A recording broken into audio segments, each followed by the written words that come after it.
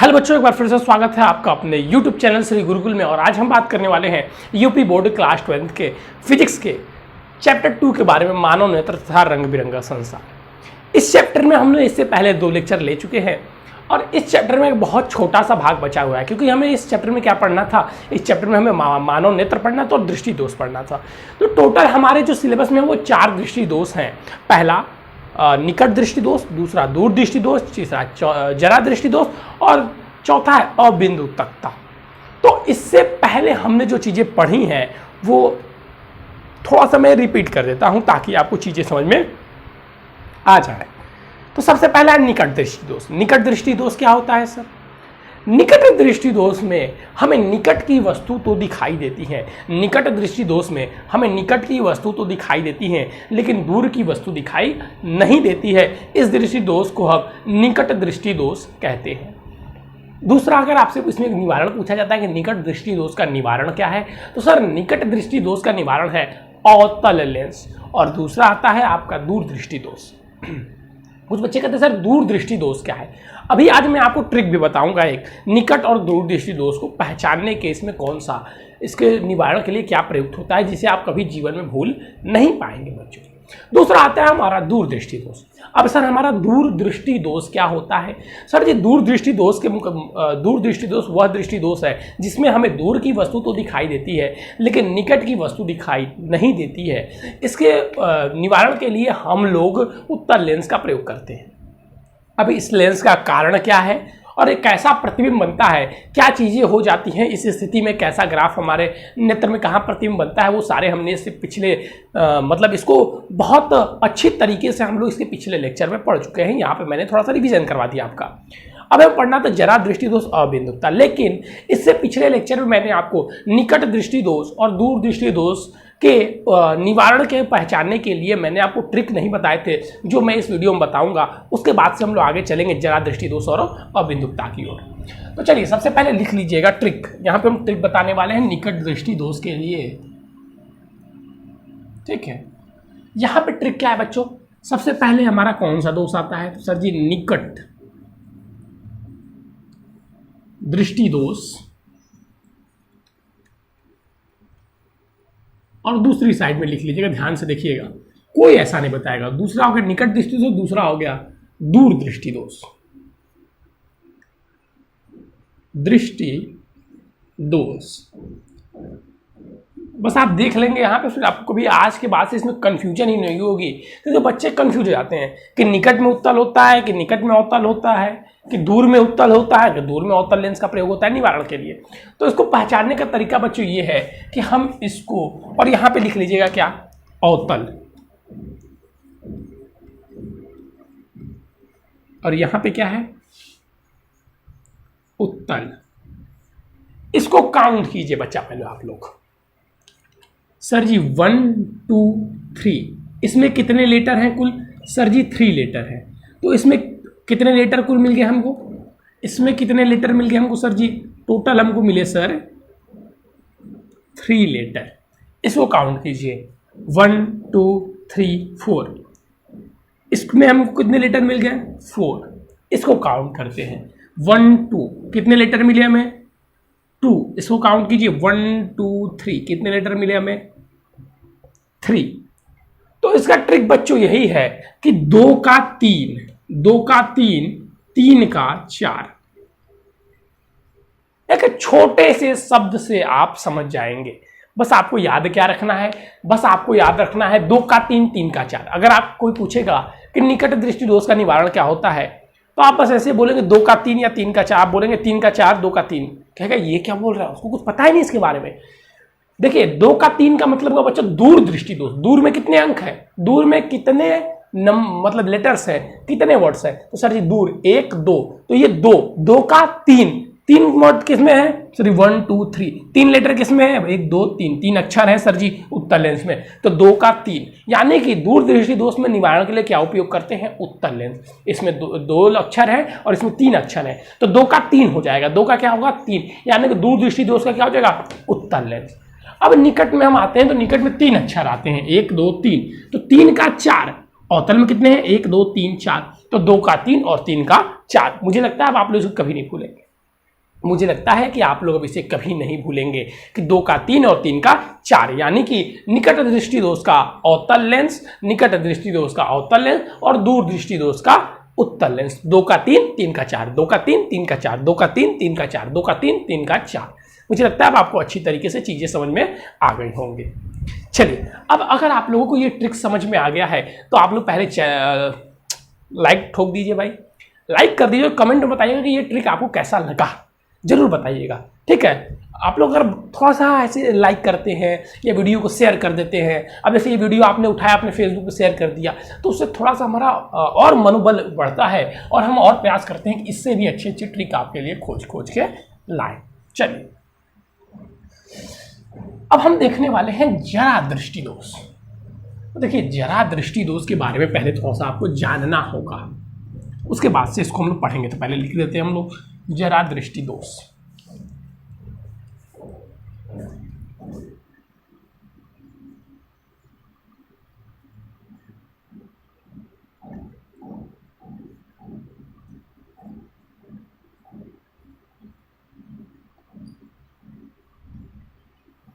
चलिए, जैसे ही मैंने जरा दृष्टि दोष लिखा, हम थोड़ा सा पहले इसके बारे में चर्चा कर लेते हैं। जैसे समझिएगा, अगर मान लीजिए आप किसी स्कूल में पढ़ते हैं, नहीं पढ़ते होंगे, प्राइवेट फॉर्म भरे होंगे, किसी कोचिंग में, कोचिंग सरापी के पास पढ़ते हैं, आप किसी मोहल्ले में रहते होंगे, आप किसी घर में रहते होंगे, वहाँ पर दोस्त होंगे आपके। ठीक है, आप किसी क्लास में होंगे तो क्लास में बहुत सारे बच्चे होंगे। आप देखेंगे कि उस बहुत सारे बच्चों में चश्मा लगाने वालों की संख्या कितनी होती है? सर जी, मिनिमम कितनी होती है?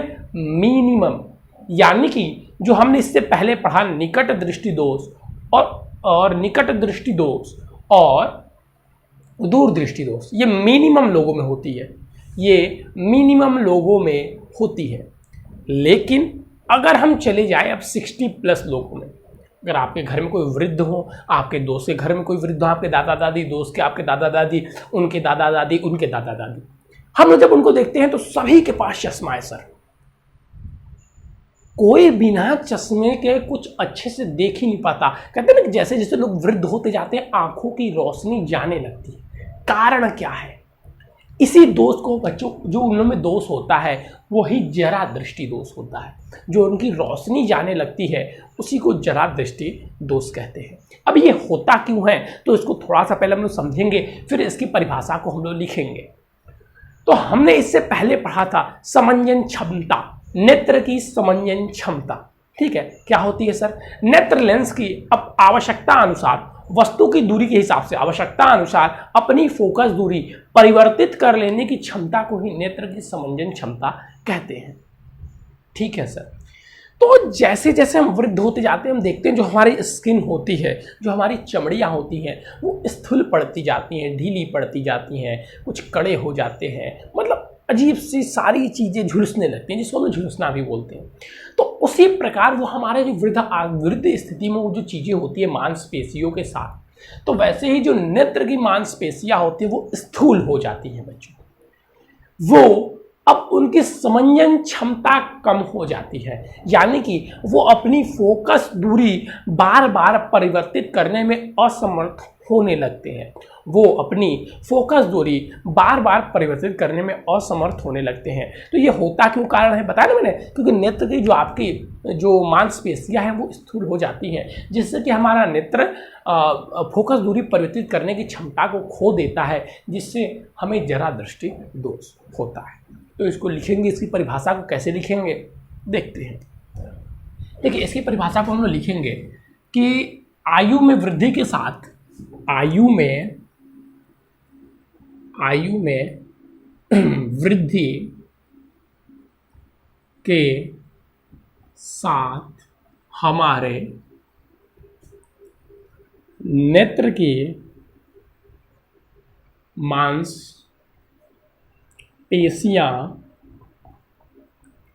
स्थूल हो जाती हैं,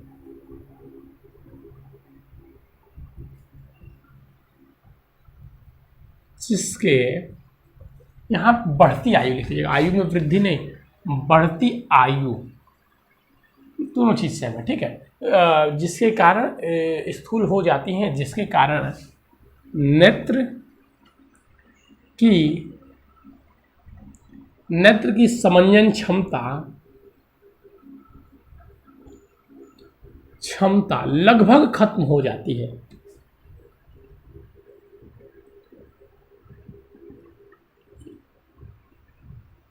खत्म हो जाती है। अरे ये सब हम क्यों लिख रहे हैं? अरे यार चलिए इसको भी लिख लीजिए, कोई दिक्कत नहीं है, ठीक है। लगभग खत्म हो जाती है, कि हमें यहाँ बताना तो इसमें होता क्या है ना, जाती है, जिसके कारण, यहां से जोड़ दीजिए, जिसके कारण व्यक्ति को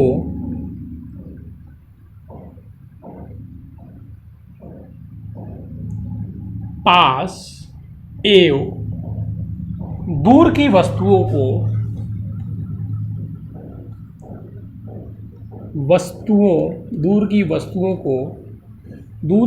को देखने में समस्याएं होती हैं।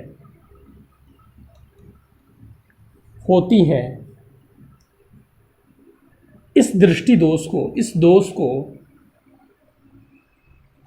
क्या कहते हैं? जरा दृष्टि दोष कहते हैं। दृष्टि दोष कहते हैं। अब इसको दो प्रकार से कर सकते हैं, ठीक है।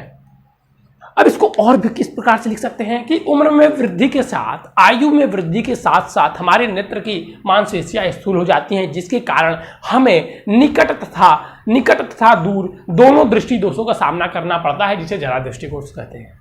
क्योंकि जरा दृष्टि दोष में हमें क्या हो जा रहा है सर? जरा दृष्टि दोष में हमें पास की वस्तु भी नहीं दिखाई दे रही है और दूर की वस्तु भी नहीं दिखाई दे रही है। और निकट दृष्टि दोष में क्या होता था कि दूर की नहीं दिखाई देती थी और दूर दृष्टि दोष में पास की।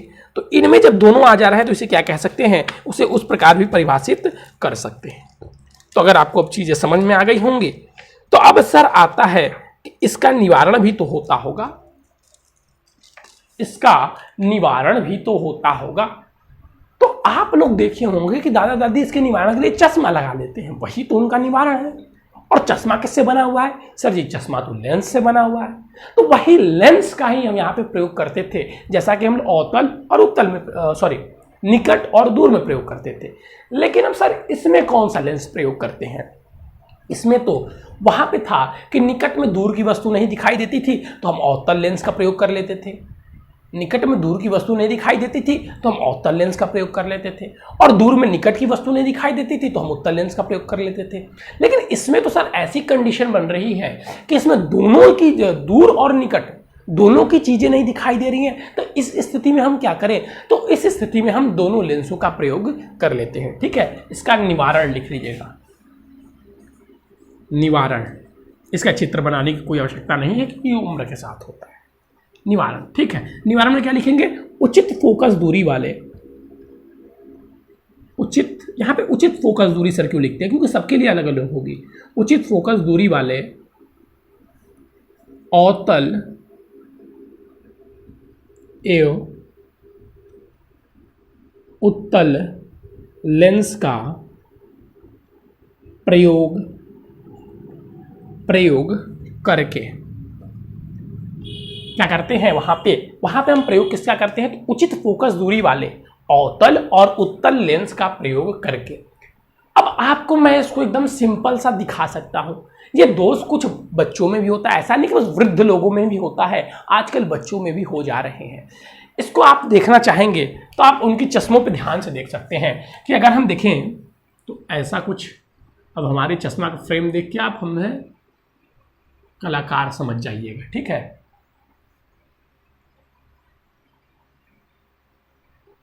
क्या सर ये चश्मा नहीं बना पाते? चलिए हो गया, जो बन गया, आप लोगों से अच्छा ही है। चलिए ये हमारा चश्मा हो गया। तो हम अगर देखें, अगर चश्मा आप देखेंगे किसके में कौन सा दोष है तो आप कैसे पहचाने सर हम? तो आपको पहचानने के लिए मैं चीज़ें आपको बता रहा हूँ। पहली चीज़ हम देखते हैं चश्मे में नीचे के पार्टिकल्स थोड़े से उभरे हुए होते हैं, एक ऐसा बॉक्स सा बना होता है और यहाँ पे कुछ अलग लेंस हमें दिखाई देता है। जो वहाँ पे शीशा जो लेंस होता है हम देखते हैं यहाँ पे थोड़ा सा उभरा हुआ पार्टिकल्स दिखाई देता है ऐसे। ठीक है, वहां पे थोड़ा सा उभरा हुआ पार्टिकल्स दिखाई देता है, तो समझ जाइएगा कि इसमें दोनों लेंस प्रयोग किए गए हैं, इसमें दोनों लेंस प्रयोग किए गए हैं और उन्हें जरा दृष्टि दोष है। कुछ लेंस में ऐसा आपको दिखाई नहीं देता है, तब भी उन्हें दोनों लेंस प्रयोग किए गए रहते हैं, लेकिन जो नॉर्मली चश्मों में अगर हम देखें तो इसका प्रयोग किया जाता है। तो यहाँ से आप पहचान सकते हैं जरा दृष्टि दोष। लेकिन इससे इम्पॉर्टेंट क्या है सर? इम्पॉर्टेंट है, ठीक है, ध्यान में रखना है। चलिए अब हम इसके आगे चलें तो इसके आगे हमारा कौन क्या आ जाएगा? इसके आगे आएगा इस चैप्टर का लास्ट टॉपिक, इसके आगे आएगा इस चैप्टर का लास्ट टॉपिक। अब नेत्र से समझिए तो कलर ब्लाइंडनेस भी जो है वो भी नेत्र दोष ही है, लेकिन उसको वो हमारे सिलेबस में नहीं दिया हुआ। लेकिन जान लीजिए जो कलर ब्लाइंडनेस होता है, मतलब जो लोग रंग में भेद नहीं कर पाते, लाल और हरे रंग में भेद नहीं कर पाते हैं, ठीक है, तो वो भी एक दोष होता है जिसे हम लोग कलर ब्लाइंडनेस कहते हैं।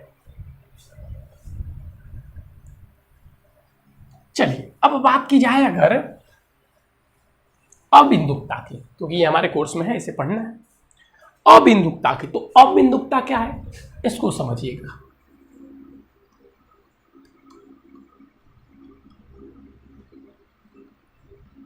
अब कुछ लोग ऐसे होते हैं, कुछ लोगों के नेत्र में, अब देखिए इसका कारण क्या है।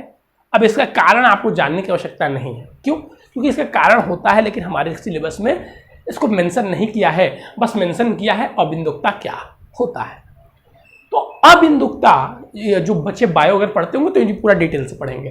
देखिए अबिंदुकता क्या होता है, तो सर जी अबिंदुकता जो है वो एक क्लास 10th में ना आप लोग, तो आप लोग अगर 11th में जाएंगे, नहीं 10 बायो वालों को भी नहीं मिलेगा, हाँ 12th में मिलेगा आप लोगों को, ठीक है। तो अबिंदुकता ये पूरा डिटेल से आप लोग 12th में पढ़ेंगे। अबिंदुकता जो है कहाँ, अबिंदुकता जो है सर, बार बार अबिंदुकता मत बोलिए, बताइए आगे क्या होता है। देखिए जैसे कि अगर कोई बच्चा है, ये एक दोष होता है सामान्यतः, ये जन्मजात हम दोष भी कह सकते हैं, जन्मजात दोष होता है। ये देखिए इसका निवारण भी आपको नहीं, ये सर आप क्यों रेखाएं खींच रहे हैं, ठीक है। तो देखिए समझ लीजिए ये एक लड़का है, ये क्या है सर, ये जो मार्कर आपको ब्लैक दिखाई दे रहा है ये एक लड़का या एक लड़की है, ठीक है। ये यहाँ से खड़ा होकर इसको देख रहा है, इसको देख रहा है। जब इसको ये देखता है तो ये क्षैतिज जो रेखा है, ये कौन सी इसको कहते हैं, इसको सर जी क्षैतिज रेखा है, और ये लंबवत रेखा है। तो इस दोष से पीड़ित व्यक्ति को एक ही स्थान पर स्थित क्षैतिज एवं लंबवत रेखाओं में अंतर स्पष्ट नहीं हो पाता है। क्या नहीं हो पाता है सर, फिर से बताइए। देखिए जो क्षैतिज रेखा जो मैंने आपको दिखाई, तो इस रोग से पीड़ित जो व्यक्ति होते हैं, इस रोग से जो पीड़ित व्यक्ति होते हैं वो क्षैतिज एवं लंबवत रेखाओं में अंतर स्पष्ट नहीं कर पाते हैं। समझ में आ गया सर? समझ में आ गया, लेकिन एक बार और बता दीजिए। अभी एक बार फिर से आपको वही एग्जाम्पल देके ही लग रहा है बताना पड़ेगा, तब आप लोग ध्यान समझेंगे। यहां पे ये बच्चा है, अब ये यहीं से देख रहा है, तो इसके लिए दोनों रेखाएं बराबर दूरी पर हुई। जी सर बराबर दूरी पर हुई। जब ये यहाँ से देख रहा है तो इसके लिए ये जो क्षैतिज रेखा है और ये जो लंबवत रेखा है, तो उसको पता ही नहीं चलेगा कौन सा लंबवत है और कौन सा क्षैतिज है। ये कहेगा बस यहाँ पे रेखा है। अगर आप उससे पूछ ले कि ये कौन सी रेखा है, तो कहेगा लंबवत, और इसको भी ये क्षैतिज बोल सकता है अनजान पे। इसको इन दोनों में अंतर कुछ नहीं समझ में आएगा, ये दोनों रेखाएं या तो ऐसी लगेंगी या तो ऐसी लगेंगी। अब ये होता क्यों है, तो थोड़ा सा मैं आपको यहाँ बता दे रहा हूँ। ये कॉर्निया जो हमारी होती है ना, जो कॉर्निया जो हम नेत्र में पढ़े, उसकी अनियमित गोलाई के कारण, उसकी अनियमित गोलाई के कारण ये दोष होता है, ठीक है। कॉर्निया जो होती है, कॉर्निया के अनियमित गोलाई के कारण होता है।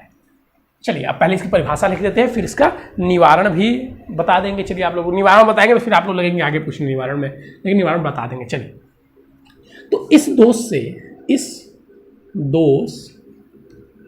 से पीड़ित व्यक्ति को एक ही दूरी पर स्थित या एक ही स्थान पर स्थित क्षैतिज इस दोष से पीड़ित व्यक्ति एक ही स्थान पर स्थित क्षैतिज एवं लंबवत रेखाओं में अंतर स्पष्ट नहीं कर पाता है। इस दोष से पीड़ित जो व्यक्ति होता है वो एक ही स्थान पर स्थित क्षैतिज एवं लंबवत रेखाओं में अंतर नहीं कर पाता है। अब इसका भी कारण निवारण लिख लीजिएगा, जब पढ़ा ही रहा हूं तो बता देता हूं। ये हो गया कारण और ये हो गया निवारण। कारण क्या हो गया सर? इसका कारण हो गया कॉर्निया की अनियमित गोलाई के कारण।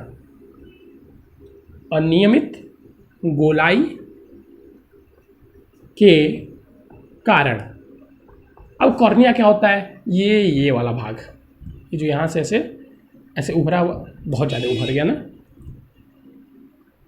ये जो नेत्र था हमारा, ये जो उभरा हुआ भाग था, इसको हम क्या कहते थे? कॉर्निया। तो इसी के गोलाई में अनियमितता के कारण होता है। अब कारण इसका क्या होता है? इसका निवारण, तो उचित फोकस दूरी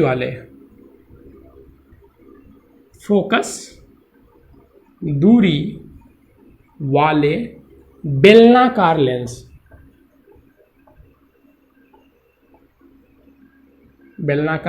अब सर बेलनाकार लेंस कैसा होता है? लेकिन बोले ना, पूछने आप क्वेश्चन लगेंगे बेलनाकार लेंस, आप लोग देखेंगे तो सर्च कीजिएगा गूगल पे, आपको बेलनाकार लेंस मिल जाएगा, उसको आप लोग देख सकते हैं आसानी से। ठीक है, तो इसके साथ अगर बात की जाए बच्चों तो आपका ये चैप्टर भी समाप्त हो गया। इसके साथ अगर बात की जाए तो आपका ये चैप्टर भी समाप्त हो गया। अब जिनको शक था हमारे नवंबर तक कोर्स कंप्लीट कराने में, वो देख रहे हैं कि आपके फिजिक्स का आज दूसरा चैप्टर भी समाप्त हो गया। अब तीसरा चैप्टर है प्रिज्म, वो भी बहुत ही छोटा सा चैप्टर है। जैसे ही हम तीसरा चैप्टर कंप्लीट करेंगे, तीसरा चैप्टर कंप्लीट करने के बाद हम बता दे रहा हूँ आप लोगों को पहले ही, केमिस्ट्री में भी 3 चैप्टर कंप्लीट हो चुके हैं और फिजिक्स में भी ये 3 चैप्टर कंप्लीट हो जाएंगे। तो इसके बाद से इन तीनों चैप्टर के आप लोगों के कंबाइन टेस्ट लिए जाएंगे। तीनों चैप्टर के कंबाइन टेस्ट लिए जाएंगे, तीनों चैप्टर फिजिक्स केमिस्ट्री के, तीनों चैप्टर केमिस्ट्री के और तीनों चैप्टर फिजिक्स के। अभी इसके बाद जो हम लोग पढ़ेंगे, क्या पढ़ेंगे? इसके बाद सर जी हम लोग प्रिज्म पढ़ेंगे। ठीक है, तो प्रिज्म के बाद आप लोगों का टेस्ट लिए जाएंगे तीनों चैप्टर के कंबाइन। उसके बाद से विद्युत में हम लोग एंट्री करेंगे, प्रिज्म तक हम लोग लाइट से ही संबंधित चीजें पढ़ेंगे। ठीक है, तो यहाँ पर याद आपका चैप्टर समाप्त हो गया, मानव नेत्र तथा रंग बिरंगा संसार। रही इसके नोट्स की बात, तो इसके नोट्स आपको आज नहीं मिल पाएंगे तो कल मिल जाएंगे। प्लीज़ मैसेज मत कीजिएगा, आप लोग बार बार कहता हूँ। देखिए एक बार समझा दे रहा हूँ, आप लोग जो हाय थैंक्स सर ये मैसेज करते हैं तो मुझे इसको क्लिक करके देखना पड़ता है कि क्या आपने कोई क्वेश्चन पूछा है, जिससे कुछ बच्चों के इंपॉर्टेंट कमेंट छूट सकते हैं। हम नहीं चाहते हैं किसी के कोई क्वेश्चन छूटे, और इसी चक्कर में कुछ बच्चों के छूट भी जाते हैं। तो अगर आप क्वेश्चन नहीं पूछ रहे हैं तो ऐसा मत क्या कीजिए, सर हेलो हमें आपसे, फिर हम हेलो का रिप्लाई देते हैं तो आप कहेंगे सर हमें आपसे क्वेश्चन पूछना है। हम हेलो का रिप्लाई भी बच्चों का नहीं छोड़ते, क्योंकि उन्हें लगे कि सर हमारे साथ एक्टिव है। ठीक है, लेकिन आप लोग मत किया कीजिए बार बार कहता। ठीक है, अगर आपको कोई क्वेश्चन पूछना तो ये मत कीजिए हेलो फिर हम रिप्लाई देंगे तो आप कहेंगे सर हमें एक क्वेश्चन पूछना है। इतना टाइम मस्ट वेस्ट कीजिए ना, आप कुछ मत कीजिए। आपको बस कोई क्वेश्चन पूछना है, ना हेलो ना कुछ, बस डायरेक्ट लिखिए सर ये वाले क्वेश्चन ये कैसे होगा, बात खत्म। उसके अलावा कोई मैसेज मत कीजिए। उसके अलावा आपको संडे को लाइव क्लासेस होती हैं, उसमें जो पूछना है, संडे को डाउट सेशन होता है उसमें जो पूछना है पूछ लीजिए। मंडे को लाइव क्लासेस होती है, उसमें जो पूछना है पूछ लीजिए। या आप कहेंगे तो एक दिन और बढ़ा के कहीं बीच में लाइव क्लासेस डाल दी जाएंगी, उसमें जो आपको पूछना होगा पूछ लीजिएगा। लेकिन जो क्वेश्चन पूछना है वहाँ पूछिए, हाय हेलो आप लोग वहाँ पे कीजिएगा। ठीक है, यहाँ पर मत किया कीजिए। ठीक है, तो चलिए बच्चों आज के लिए बस इतना ही।